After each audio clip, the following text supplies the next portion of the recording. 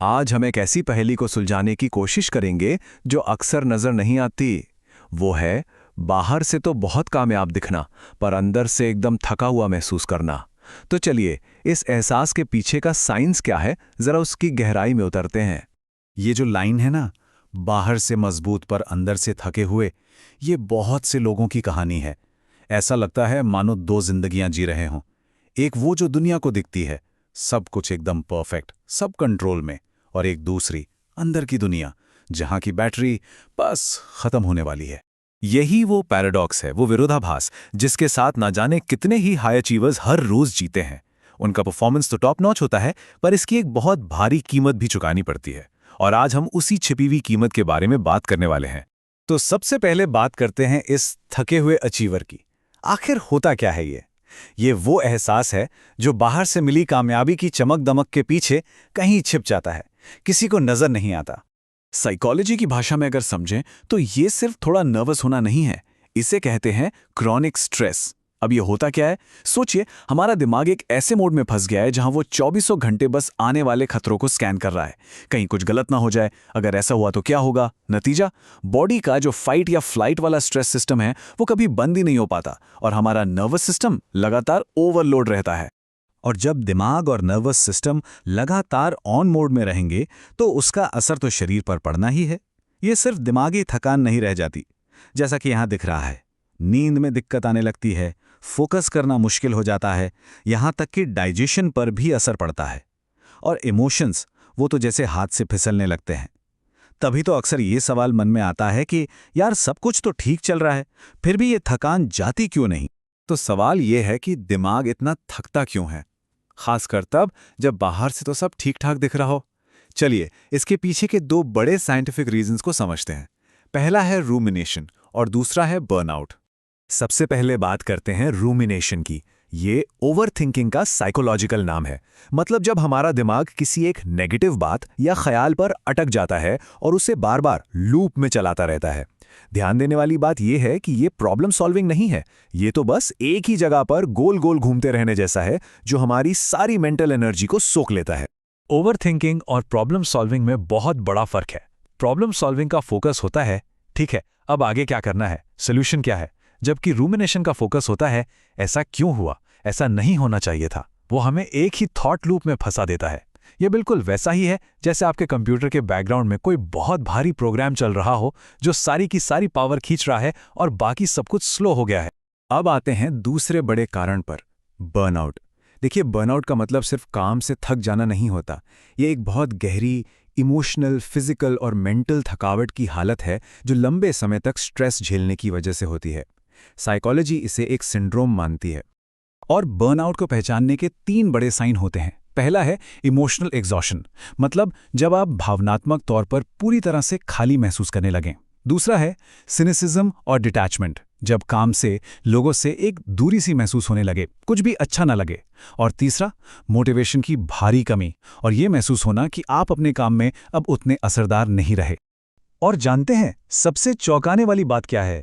Research के मुताबिक anxiety और परफेक्शनिज्म, यानी हर काम को एकदम परफेक्ट करने की आदत, बर्नआउट के सबसे बड़े कारण हैं। और ये दोनों आदतें मिलती भी किस में हैं? हाई परफॉर्मर्स में। मतलब जो चीजें उन्हें कामयाब बना रही हैं, वही उन्हें धीरे धीरे बर्नआउट की तरफ भी खींच रही हैं। कितना बड़ा विरोधाभास है ना? और इसी पॉइंट से हम पहुंचते हैं हमारे अगले हिस्से पर, जिसे कहते हैं हाई फंक्शनिंग पैराडॉक्स। ये कहानी है उस अंदरूनी जंग की जो बाहरी कामयाबी और भीतरी तनाव के बीच हर पल चलती रहती है। ये इक्वेशन इस पूरे पैटर्न को बहुत अच्छे से समझाता है। एक तरफ है बहुत ऊंचे स्टैंडर्ड्स और दूसरी तरफ है फेल होने का जबरदस्त डर। जब ये दोनों चीजें मिल जाती हैं तो रिजल्ट क्या निकलता है?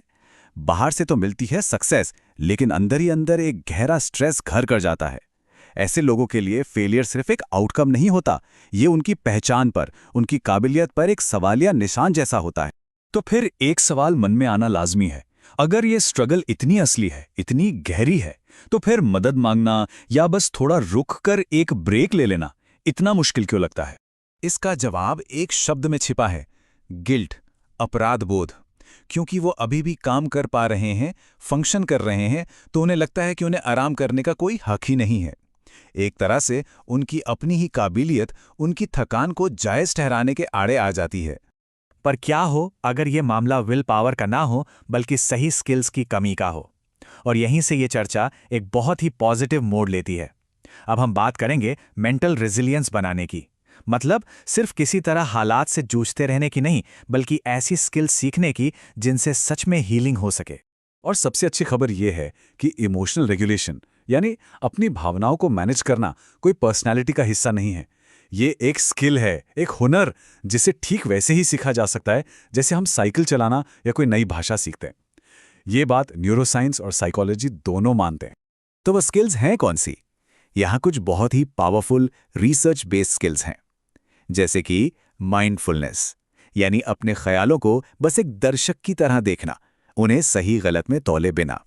फिर है कॉग्निटिव रीफ्रेमिंग, मतलब अपने नेगेटिव थॉट्स को चैलेंज करना और उन्हें एक अलग, ज्यादा पॉजिटिव नजरिए से देखने की कोशिश करना। और तीसरा, सेल्फ कंपैशन, यानी मुश्किल वक्त में खुद के साथ वैसे ही पेश आना जैसे हम अपने किसी प्यारे दोस्त के साथ आते। इसी तरह एक और बहुत ज़रूरी स्किल है बाउंड्रीज सेट करना। काम में, रिश्तों में, हर जगह बाउंड्रीज बनाना कमज़ोरी नहीं है, बल्कि ये हमारे नर्वस सिस्टम के लिए एक सेफ्टी सिग्नल है। ये सिग्नल उसे बताता है कि ओके, अब तुम सेफ हो, अब तुम रिलैक्स कर सकते हो। ये अपनी मेंटल एनर्जी को बचाने का एक बहुत ही ज़रूरी तरीका है। और हाँ, अगर कभी ऐसा लगे कि आप पर बहुत ज़्यादा बोझ है, कि आप बिल्कुल हेल्पलेस महसूस कर रहे हैं, तो प्लीज़ इसे अपनी कमज़ोरी मत समझिए। साइंस के हिसाब से ये एक बायोलॉजिकल सिग्नल है, बिल्कुल वैसे ही जैसे आपकी गाड़ी के डैशबोर्ड पर चेक इंजन लाइट जल उठती है। ये लाइट बस इतना बता रही है कि आपका सिस्टम ओवरलोड हो चुका है और उसे तुरंत अटेंशन की ज़रूरत है। और आखिर में सबसे ज़रूरी बात जो याद रखनी है, हीलिंग स्किल बेस्ड है, शेम बेस्ड नहीं। यानी ठीक होना नए हुनर सीखने से आता है, खुद पर शर्म करने से नहीं। बदलाव शर्मिंदगी से नहीं आता, सीखने से आता है। जिस चीज़ को हम समझ सकते हैं उसे हम संभाल भी सकते हैं। तो असल सवाल ये नहीं है कि क्या हम बदल सकते हैं, सवाल ये है कि क्या हम ये नई स्किल्स सीखने के लिए तैयार हैं।